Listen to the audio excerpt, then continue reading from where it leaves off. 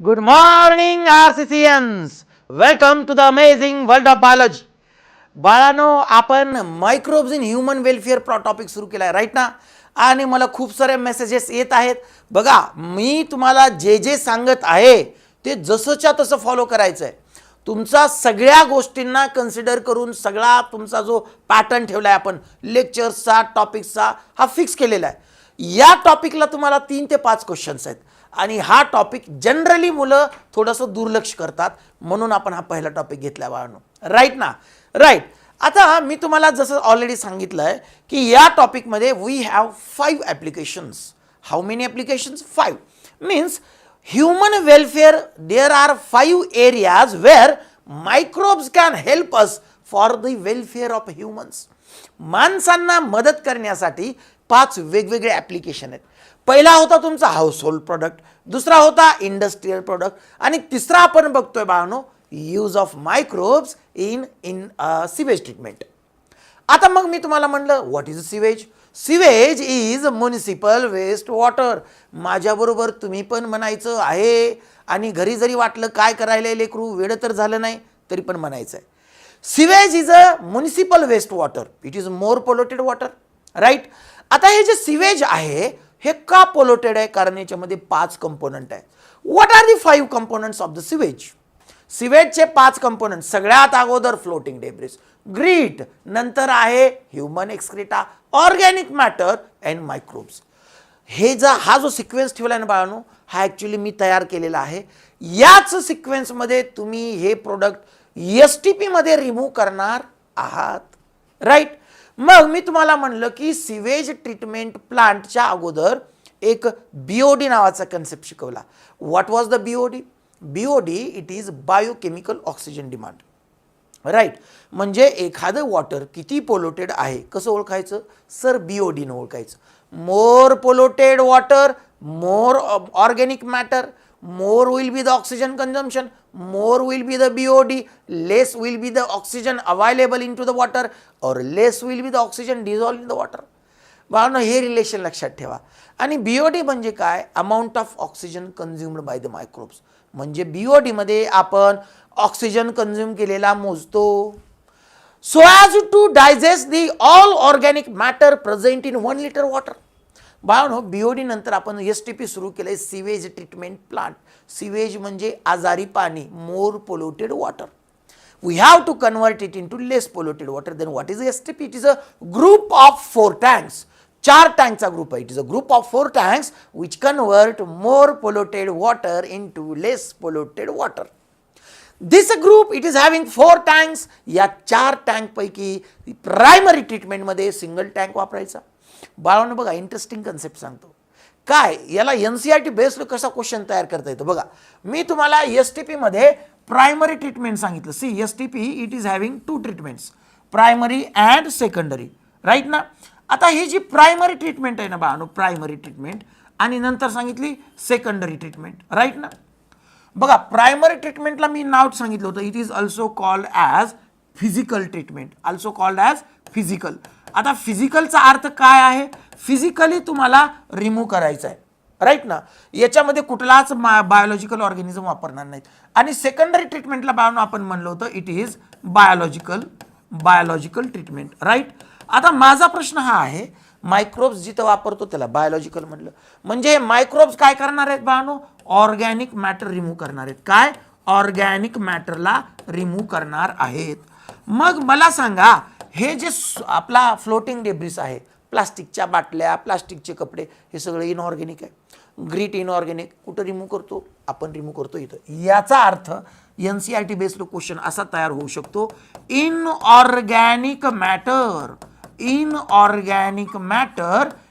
Sewage is removed by using primary treatment and organic matter is removed by using secondary treatment.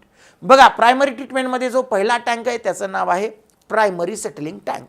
यामध्ये आपण 2 process केल्या, sequential filtration and then there is sedimentation. बाळांनो, settling शब्द आला की तिथं 2 गोष्टी लक्षात ठेवा. त्या टँकमध्ये 2 लेअर तयार होणार आहेत. बॉटमची लेअर, टॉपची लेअर. बॉटमची लेअर सुपरफिशियल लेअर. बॉटमच्या लेअरला डोळे बंद करून स्लज म्हणा. सुपरफिशियल किंवा टॉपच्या लेअरला डोळे बंद करून सुपरनेटंट किंवा इफ्लुएंट म्हणा. मी बोललेलं कळालं. तुम्ही म्हणाल सर मग हे जे सेटलिंग टँक आहे तर सेकंडरी ट्रीटमेंटमध्ये पण येणार आहे का? अरे हो, तिथं सुद्धा मग सर ह्या 2 लेअर असतील का? हो. मग सेम असेल का? नाही, थोडा फरक आहे. मग प्रायमरी ट्रीटमेंटमध्ये आपण बाळांनो जे काही सेटलिंग टँकमध्ये इफ्लुएंट तयार केला, या इफ्लुएंटला आपण सेकंडरी ट्रीटमेंटमध्ये पाठवलं. इफ्लुएंटमध्ये आता फ्लोटिंग डेब्रिस नाही आहे आणि ग्रीट नाही आहे, राईट ना. मग सेकंडरी ट्रीटमेंटमध्ये आपण सुरू केला होता. फर्स्ट टँक कुठला होता सांगा बरं? In secondary treatment the first tank was large aeration tank. कुठला होता बाळांनो? लार्ज एरेशन टँक, राईट ना. आता हा जो लार्ज एरेशन टँक आहे यामध्ये मी तुम्हाला सांगितलं आपल्याला रवीला बसवायचं आहे. कुणाला बसवायचं? सर रवीला बसवायचं. रवी माहीत आहे का तुम्हाला? हो सर, आमच्या गल्लीत राहतो. त्या रवीचा इथं काम नाही आणि त्याला सिवेजमध्ये बसवल्यावर मरून जाईल ना ते. मग you have to use the mechanical agitator. तुम्हाला मेकॅनिकल एजिटेटर वापरायचं आहे. ढवळायला रे ते, ढवळायचं असं. Due to this mechanical agitator there is a uniform distribution of organic matter. म्हणजे तुमचे जे मायक्रोब्स आहेत, जे एरोबिक आहेत आणि हेट्रोट्रॉपिक आहेत, त्यांना खायला युनिफॉर्म भेटलं. At the same time oxygen is supplied by using that air pump, right ना. म्हणजे इथं काय काय होणार आहे बाळांनो, लक्ष देऊ नये का.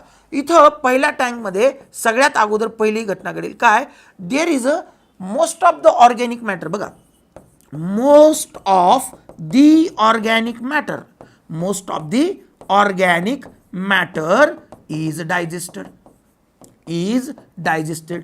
आता मी इथं मोस्ट ऑफ दी म्हणलं, ऑल ऑफ दिस म्हणलं का? नाही. ऑल ऑफ दी म्हणलं का? नाही. याचा अर्थ कुठला ऑर्गॅनिक मॅटर राहिला? याचा अर्थ फंगल फिलामेंट राहिलेत, याचा अर्थ सेल्युलोजिक फायबर राहिलेत. आणि ते जे एरोबिक बॅक्टेरिया आहेत हे तिघं जण आहेत ना भावनो, हे तिघं डायजेस्ट होत नाहीत, बाकी सगळं डायजेस्ट होतं. हे तिघं काय करतात? They togetherly form a flock. म्हणजे याच टँकमध्ये सेकंड इव्हेंट होणार आहे भावनो. There is a flock formation. काय? There is a flock formation. हे जे फॉर्म झालेले फ्लॉक आहेत हे मासेस आहेत. काय आहेत? मास आहे. आता तिसरा अजून एक गोष्ट होणार आहे बाळांनो. बघा, आपला जो इफ्लुएंट आला होता त्यात ऑर्गॅनिक मॅटर जास्त होता, याचा अर्थ त्यावेळेस बीओडी जास्त होता. आता ज्यावेळेस मायक्रोब्सनं या ऑर्गॅनिक मॅटरला खाल्लं त्यावेळेस पोल्युशन कमी झालं, म्हणजे बीओडी कमी झालं. बाळांनो लक्षात ठेवा, this is the tank in which the significant decrease in BOD is going to take place. म्हणजे सिग्निफिकंट काय? सिग्निफिकंट डिक्रीज इन बीओडी, याला म्हणायचं decrease in BOD will take place in this tank. काही प्रॉब्लेम? राईट. आता तुम्हाला काय करायचं बाळांनो, या टँकमध्ये जे आपण कंटिन्युअस एजिटेट करतोय या पूर्ण सिवेजला तुम्हाला पुढं पाठवायचं आहे नेक्स्ट टँकमध्ये. इथपर्यंत कळालं का? येस. आता या इथपर्यंत लिहिलं, very good. So let us see the next tank. पुढचा जो टँक आहे ना बाळांनो त्याचं नाव लिहितो. हा आहे बाळांनो सेकंड टँक. आता या सेकंड टँकचं नाव आहे सेकंडरी सेटलिंग टँक. आता तुम्हाला प्रश्न पडला असेल, सर हा टँक आहे याला सेटलिंग नाव दिलंय, ठीक आहे ना, याला काय नाव दिलंय? सेटलिंग नाव दिलेलं आहे. याचा अर्थ काय? इथं सुद्धा 2 लेअर तयार होणार आहेत. बॉटमला स्लज, टॉपला काय असेल? टॉपला असेल बाळांनो तुमचा इफ्लुएंट. आता इमॅजिन करा, हे आहे तुमचं सेटलिंग टँक, जो सेकंडरी सेटलिंग टँक आहे, ठीक आहे ना. आता इथं ते सगळं आलं, बॉटमला जे जे जड आहे ना बाळांनो ते बॉटमला येऊन बसेल. म्हणजे बॉटमला तुमचे जे काही फ्लॉक्स आहेत हे बॉटमला येऊन बसतील. अरे हो की नाही? Floc is present at the bottom. आणि वर जे आहे ते रिमेनिंग वॉटर असेल बाळांनो. आता या वॉटरला आपण इफ्लुएंट म्हणणार आहेत, आपण याला म्हणूया सेकंडरी इफ्लुएंट. अरे हो की नाही? Yes, it is a secondary effluent. आता या फ्लॉकला तुम्हाला अजून एक नाव देता येईल. काय? बॉटमचं आहे. म्हणजे काय नाव द्याल? सर याला आम्ही नाव देऊ स्लज. याला नाव देणार आहेत बाळांनो आपण ॲक्टिवेटेड स्लज. काय म्हणलं? Activated sludge. तुम्ही म्हणलं सर हे ॲक्टिवेटेड स्लज काय गोंधळ आहे? स्लज तर मला माहीत होतं, सेकंडरी स्लज काय म्हणलं नाही? No doubt you can call it as a secondary sludge also, but it is commonly called as activated. ॲक्टिवेटेडचा अर्थ काय? बघा, माझं क्वेश्चन तुम्हाला आहे, या सेकंडरी इफ्लुएंटमध्ये कुठले कंपोनंट आहेत का? 5 कंपोनंटपैकी तुमचा फ्लोटिंग डेब्रिस नाही आहे सर, ग्रीट नाही आहे, ऑर्गॅनिक मॅटर खाल्ला ना सगळा, ऑर्गॅनिक मॅटर नाही, ह्युमन एक्सक्रेटा सगळा खाल्ला, मग मायक्रोब्स आणि बाकीचं सगळं इथं आहे, मायक्रोब्स वगैरे. म्हणजे ह्या इफ्लुएंटमध्ये काही गोंधळ नाही. पण ह्या फ्लॉकमध्ये जे मायक्रोब आहेत ना दे आर हेट्रोट्रॉपिक. पण हे जे हेट्रोट्रॉपिक आहेत त्यांना खायला ऑर्गॅनिक मॅटर सध्या अवेलेबल आहे का? नाही. म्हणजे दे आर हंग्री. काय आहेत बाळांनो ते? हंग्री. हंग्री नाही, हंग्री. हे हंग्री आहेत म्हणजे they are very eager to eat the organic matter. मग काय करायचं? म्हणजे म्हणून यांना ॲक्टिवेटेड स्लज म्हणलंय. ॲक्टिवेटेडचा अर्थ आहे बाळांनो they are eager to digest the organic matter. का बरं? कारण या मॅटरला हे जे आहेत ते आहेत खदाड, हेट्रोट्रॉपिक आहेत आणि इथं ऑर्गॅनिक मॅटर नाही. आता काय करायचं? सायंटिस्ट म्हणले ना आपण हे जे भूक लागले ना यांना ह्याचा वापर करू. आपण काय करायचं बघा, ह्या ॲक्टिवेटेड स्लजला 2 पार्टमध्ये डिवाइड करायचं. पहिला part small part of the activated, थोड्या प्रमाणातला ॲक्टिवेटेड स्लज घ्या. आणि दुसरा पार्ट आहे तो लार्ज पार्ट घ्या, जास्त प्रमाणातलं ॲक्टिवेटेड स्लज. ठीक आहे ना? हा जो स्मॉल पार्ट आहे आपण काय करू म्हणले सायंटिस्ट, आपण याला लार्ज एरेशन टँकमध्ये पाठवूया. एरेशन टँकमध्ये पाठवू. लक्ष देऊ नये का? म्हणजे जर तुम्ही याला एरेशन टँकमध्ये पाठवलं काय होईल सर? हे भूक लागलेले बॅक्टेरिया एरेशन टँकमध्ये जातील आणि फास्ट ऑर्गॅनिक मॅटर खातील. म्हणजे there will be vigorous growth of a microbes, the same time there will be vigorous decrease in organic matter. म्हणजे तुमचं जे मेन उद्दिष्ट होतं बीओडी कमी करायचं, फास्ट झालं. That's why small part of the activated sludge is sent to large aeration tank. मी शॉर्टमध्ये लिहिलंय, तुम्ही लॉंग फॉर्म लिहायचा. आणि जो लार्ज पार्ट आहे ना बाळांनो, लार्ज पार्ट म्हणजे ॲक्च्युली यातला लार्ज पार्ट आणि हे इफ्लुएंट सुद्धा, it is sent to the next tank. हे कुठं पाठवायचं बाळांनो? नेक्स्ट टँकला तुम्हाला पाठवायचं आहे. बघा खूप सोपं आहे. तुम्ही सेकंडरी ट्रीटमेंटमध्ये दुसरं टँक बघताय, त्याचं नाव आहे बाळांनो सेकंडरी सेटलिंग टँक. सेटलिंग आलं की 2 लेअर बनवायच्या. बॉटमची स्लज, सुपरफिशियल सुपरनेटंट म्हणजेच इफ्लुएंट. आता हे जे स्लज आहे तिथं फ्लॉक येईल आणि जे सुपरनेटंट आहे त्याला सेकंडरी इफ्लुएंट म्हणा. आता हे जे स्लज आहे याला ॲक्टिवेटेड स्लज म्हणा. का? कारण तिथले मायक्रोब्स भूक लागलेली आहेत. दे are very eager, they are hungry. ठीक आहे ना? So you have to divide that sludge into 2 parts. Sent to small part is sent to large aeration tank as an inoculum. लक्षात ठेवा, इनॉक्युलम म्हणून पाठवायचं आहे. This is the word used in NCERT. Inoculum म्हणून पाठवलं ना, रिमेनिंग सगळं जे आहे तुमचा एक ॲक्टिवेटेड स्लज आणि सगळं इफ्लुएंट पुढच्या टँकला पाठवलं. लिहिलं का बाळांनो? हे व्हेरी गुड. आता पुढचा टँक कुठला आहे सर? तिसरा टँक असेल. चला तिसऱ्या टँकचं नाव बघूया आपण. The third tank in secondary treatment is anaerobic sludge digester. Anaerobic sludge digester. ठीक आहे ना?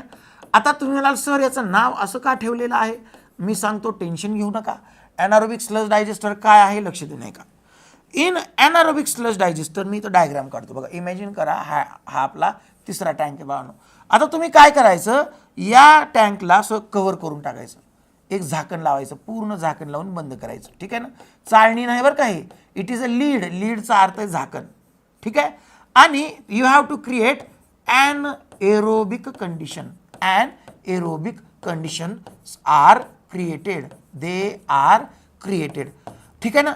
याचा अर्थ काय सर? याच्यामध्ये ऑक्सिजन नाही आहे. मला सांगा, एरोबिक बॅक्टेरिया जगतील की वाचतील? मरून जातील. आता त्या सेम टाइम आता इथं जो बाळांनो 2 गोष्टी आहेत. इथं तुमचा इफ्लुएंट आहे आणि तुमचा फ्लॉक आहे ॲक्टिवेटेड स्लज. काय असतं, ॲनारोबिक कंडिशन्स तयार केले ना बाळांनो, या वॉटरमध्ये ॲनारोबिक बॅक्टेरियाचे स्पोर्स असतात. बघा तुम्हाला आय होप आठवत असेल, ऑर्गॅनिझम अँड पॉप्युलेशन नावाचा एक टॉपिक तुम्ही बघितला आहे. या टॉपिकमध्ये तुम्हाला ॲडॅप्टेशन नावाचा एक प्रकार आहे आणि तिथं सस्पेंड नावाचा एक प्रकार आहे. तिथं दिलं आहे की bacteria are present in the form of spores in unfavorable condition and they will germinate or they are converted into bacteria in favorable condition. इथं स्पोर्स असतात बाळांनो बॅक्टेरियाचे. ठीक आहे ना? आणि यांच्याकडून जे ॲनारोबिक कंडिशनमध्ये ॲनारोब्स तयार होतात. म्हणजे anaerobic conditions are created and there is a generation of काय? Anaerobic bacteria. हे जे स्पोर्स आहेत यांच्यापासून ते बॅक्टेरिया जनरेट होतात. आता तुम्ही म्हणाल सर एखादं उदाहरण सांगा. त्याचं उदाहरण आहे बाळांनो मिथेनोजन्स. काय उदाहरण आहे? मिथेनोजन्स. मला सांगा मिथेनोजन कसे आहेत सर? ॲनारोब्स आहेत, सोबत हेट्रोट्रॉपिक आहेत. एनारोब्स आहेत ना हेट्रोट्रॉपिक. होतं असं बाळांनो, हे जे मिथेनोजन्स आहेत ना, हे methanogens they dissolve, they digest, or you can call it as dissolve the flock. फ्लॉकला खाऊन टाकतात. तुम्ही सर फ्लॉकला खाऊन टाकतात म्हणजे काय? त्यामध्ये जे सेल्युलोज फायबर आहेत, जे फंगल फिलामेंट आहे, त्यांना ब्रेक करतात हे. ठीक आहे ना. The same time there is a formation of biogas. There is a formation of biogas. Sir हा बायोगॅस काय आहे? इथं कसं तयार झाला? बायोगॅस हा असा गॅस आहे जो मिथेनोजन्स तयार करतात ज्यावेळेस या सेल्युलोज फायबर्सला ते डायजेस्ट करत असतं. बायोगॅस सिंगल गॅस आहे का? नाही. It is a mixture of gases where it contains methane, carbon dioxide and hydrogen sulphide. मी बोललेलं कळालं की नाही? म्हणजे बघा बाळांनो, इथं जे राहिलेलं आहे आता फक्त सेकंडरी इफ्लुएंट आहे. अरे हो की नाही? याला NCERTनं 2 वर्ड वापरलेत. एक तर सेकंडरी इफ्लुएंट वापरलंय, शॉर्टमध्ये लिहितो, किंवा याला अजून एक नाव दिले बाळांनो, ट्रीटेड स्लज. काय नाव दिलंय? Treated sludge. ठीक आहे ना. आता तुम्ही म्हणाल की याला ट्रीटेड कसं म्हणलं? ट्रीटमेंट केल्यानंतर जे उरलेलं स्लज आहे, राईट ना? एकदम बरोबर. इथपर्यंत काही प्रॉब्लेम बाळांनो? काही नाही. पुढच्या पेजवर जाऊ. चला. नाव व्हॉट विल हॅपन? आता बाळांनो बघा, हा जो सेकंडरी इफ्लुएंट आहे, this secondary effluent is released. It is released in to water bodies. ह्या वॉटर बॉडीजमध्ये तुम्हाला हा सोडायचा आहे. तुम्ही म्हणाल सर माझा एक प्रश्न आहे. काय? त्यातले ॲनोरोबिक बॅक्टेरिया आहेत ना, त्यांचं काहीतरी करा, राईट ना? ॲनोरोबिक बॅक्टेरिया ज्यावेळेस पाण्यात सोडले जातात असं फ्री वॉटरमध्ये, they will die in presence of oxygen. मी बोललेलं काय? त्यांची डेथ होईल बाळांनो ऑक्सिजनच्या प्रेझेन्समध्ये. म्हणजे तुम्ही काय केलं बघा, now you have treated water. हे काय आहे? ट्रीटेड सिवेज आहे. म्हणजे STP मध्ये तुम्ही 5च्या 5 कंपोनंट रिमूव्ह केले आणि तुमचं वॉटर मोर पोल्युटेडचं लेस पोल्युटेडमध्ये झालं. म्हणजे इमॅजिन करा, तुमच्याकडे 3 सॅम्पल आहेत बाळांनो पाण्याची. Sample A, sample B, sample C. ए जे सॅम्पल आहे ना बाळांनो, suppose it is untreated sewage. हे काय आहे? अनट्रीटेड सिवेज आहे. आता समजा हे ट्रीटेड सिवेज आहे, ट्रीटेड सिवेज. ठीक आहे ना. या ट्रीटेड सिवेजला तुम्ही अजून एक नाव देऊ शकता बाळांनो. You can call it as a secondary effluent. ठीक आहे ना. आणि अजून एक आहे तर रिव्हर वॉटर. River water. मला सांगा, हे समजा सगळ्यात क्लीन आहे, तर सगळ्यात जास्त BOD कोणाचा? सर जी जास्त पोल्युटेड आहे. याचा अर्थ A will have maximum BOD. सगळ्यात कमी BOD कोणाचा? जे सगळ्यात क्लीन आहे. C will have minimum BOD. Intermediate BOD. बाळांनो तुमच्या याच टॉपिकच्या एक्सरसाइजमध्ये क्वेश्चन नंबर 11 दिलेला आहे. हा 11 क्वेश्चन तुम्ही सॉल्व करू शकता. म्हणजे बघा बाळांनो, तुम्हाला प्रत्येक टॉपिक तुम्ही NCERT तुमचं पूर्ण परफेक्ट करतोय. बिटवीन द लाईन्स तुम्हाला काय दिलेलं आहे हे पण आपण क्लिअर करतोय. तुम्हाला रेग्युलर DPP येणार आहेत, बिलकुल काळजी करू नका. ठीक आहे ना. याचा अर्थ तुम्ही जर तुम्हाला ज्या पद्धतीनं आम्ही सगळे सांगतोय अशा पद्धतीने एखादा टॉपिक करायचा आहे, तुम्हाला ते जसंच्या तसं फॉलो करायचं आहे. ठीक आहे ना बेटा? थँक्यू. बाळांनो आता आपण काय करूया, तुमच्या याच टॉपिकच्या एक्सरसाइजमध्ये 11वा question, 11th question is there. आणि हा जो 11th क्वेश्चन आहे, यावर्षी नीटला विचारण्याची खूप जास्त शक्यता आहे. ठीक आहे ना. कारण या 2021च्या नीटला सुद्धा 4 ते 5 क्वेश्चन डायरेक्ट एक्सरसाइजमधून त्यांनी उचलले होते.